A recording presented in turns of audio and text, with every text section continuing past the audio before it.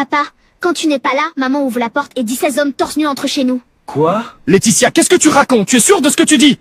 Oui, papa. Oui, papa, j'en suis tout à fait sûre. Je les ai surpris un jour, et depuis, je surveille maman.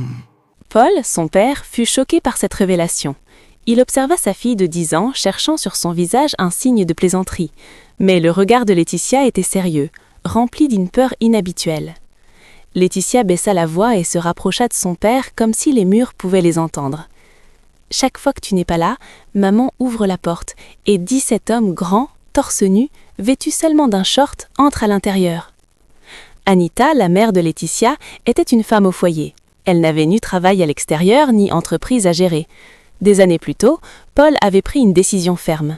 « Anita, reste à la maison, lui avait-il dit. Je gagnerai assez pour nous deux. Occupe-toi de la maison, garde-la propre et prépare un bon repas pour mon retour. » Anita avait accepté. Et pendant des années, elle avait semblé être l'épouse parfaite, toujours souriante, toujours avec son tablier. Mais selon Laetitia, ce sourire n'était qu'un masque. Tout avait commencé un mardi matin. Laetitia s'était préparée pour l'école et était partie comme d'habitude. Mais à mi-chemin de l'arrêt de bus, elle se souvint qu'elle avait oublié son devoir sur la table de la salle à manger. Elle rentra précipitamment, essoufflée. En approchant de l'entrée, elle s'arrêta net.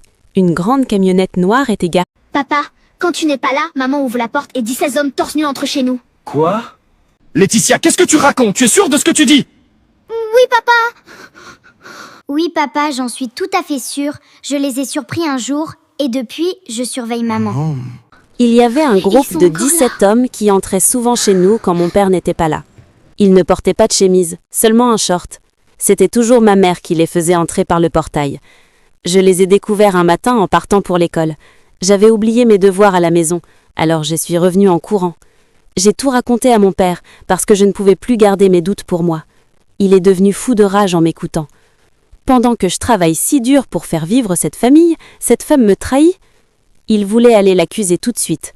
J'ai dû le supplier de rester calme et de faire comme si de rien n'était. Comme ça, nous pourrions la surprendre sur le fait. Ce serait une meilleure idée. Ces jours-ci, ma mère continue d'agir comme si tout était normal. Mon père essaie de faire semblant d'être heureux avec elle, mais je vois qu'il souffre à l'intérieur. Chaque fois qu'elle sourit, je remarque que ses mains se serrent sous la table.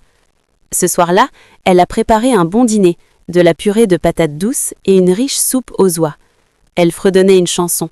Elle avait l'air très joyeuse. « Paul, mon chéri, tu as l'air un peu épuisé aujourd'hui. Est-ce que le travail au bureau était trop dur ?» Paul a pris une grande inspiration en forçant un sourire. « Non, Anita, juste une longue journée. Tu as l'air très heureux. »